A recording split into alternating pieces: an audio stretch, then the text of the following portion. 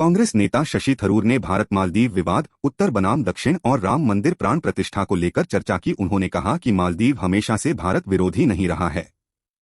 ऐसे कई नेता हुए हैं जो भारत समर्थक थे। मालदीव हर कुछ वर्षों में अपनी सरकार बदलता है, इसलिए हम उनसे नीतियों पर पुनर्विचार की उम्मीद कर सकते हैं। हमने कई बार मालदीव की मदद की है। जब वे भारी जल संकट का सामना कर रहे थे, तब भी हमने उन्हें पीने का पानी उपलब्ध कराया था। यहां तक कि उस समय सत्ता में मौजूद पार्टी द्वारा हमारे खिलाफ इंडिया आउट अभियान भी चलाया जा रहा था। हमें फल की चिंता किए बिना सही काम करना चाहिए। श्रीमद्भगवत गीता हमें यही सिखाती है।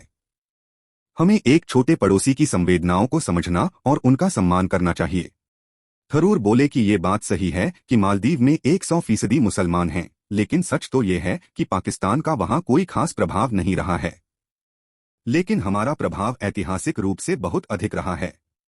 ऐतिहासिक रूप से छोटे पड़ोसियों को हमेशा बड़े पड़ोसियों से समस्या रही है। वे हमारे अस्तित्व के प्रति उदासीन और भारत के महत्व से अनभिज्ञ नहीं हो सकते। हम अपनी नीतियों का काफी परिपक्वता के साथ संचालन कर रहे हैं। हमें न तो वहां के वर्तमान नेता के हारने पर बहुत अधिक खुशी दिखानी चाहिए और न ही उसके दोबारा जीतने पर बहुत अधिक निंदा करनी चाहिए।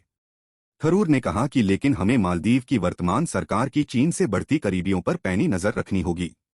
मालदीव हमारे सभी पड़ोसी देशों में अपना प्रभाव बढ़ा रहा है। हमारी सरकार को उन खतरों के प्रति अलर्ट रहना चाहिए जो इसका प्रतिनिधित्व करते हैं। कांग्रेस नेता ने कहा कि हालिया सोशल मीडिया विवाद दुर्भाग्यपूर्ण था। मुझे नहीं लगता कि विदेश नीति सोशल मीडिया पर संचालित होनी चाहिए। राम मंदिर प्राण प्रतिष्ठा का न्योता नहीं मिला। शशि थरूर ने राम मंदिर प्राण प्रतिष्ठा समारोह को लेकर कहा कि जब 4 शंकराचार्य कह रहे हैं कि यह एक अधूरा मंदिर है और इस समय इसकी प्राण प्रतिष्ठा नहीं हो सकती है, और वह भी एक संत के बजाय एक राजनेता द्वारा, तो मुझे कहना होगा कि एक हिंदू के रूप में मुझे यह एक बहुत ही प्रेरक तर्क लगता है। साथ ही कहा कि मुझे राम मंदिर का न्योता नहीं मिला है, इसलिए मुझे न जाने के लिए जवाबदेह होने की जरूरत नहीं है। मेरा इरादा राम मंदिर जाने का है, लेकिन 22 जनवरी को नहीं। उस तारीख को पीएम ने चुनाव से पहले अपने राजनीतिक फायदे के लिए चुना है। प्रधानमंत्री मुख्य भूमिका निभाएंगे और पंडित सहायक भूमिका निभाएंगे।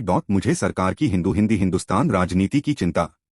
कांग्रेस नेता थरूर ने कहा कि मेरा मानना है कि हमारा संघवाद वास्तव में संकट में है।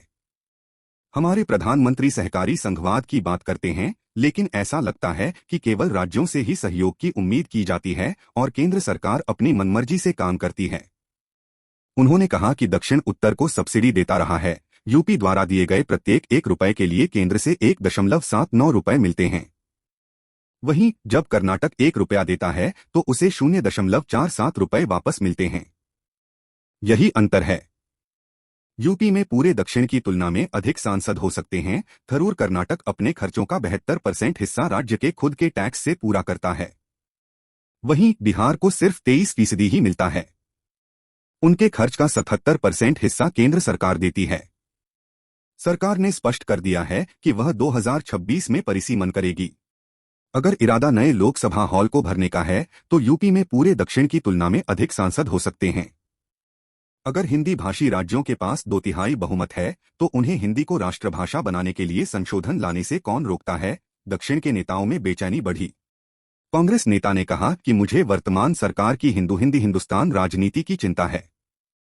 इसने कई दक्षिणी राजनेताओं में बेचैनी बढ़ा दी है। अगर दक्षिण को राजनीतिक रूप से वंचित होने का सामना करना पड़ता है, साथ ही वित्तीय उत्पीड़न की भावना भी आती है, तो इससे आक्रोश उत्पन्न होना तय है, जो हमारी नियमित राजनीति की सीमाओं तक फैल सकता है। मैं नहीं चाहता कि भारत की एकता और अखंडता को किसी भी तरह से खतरा हो।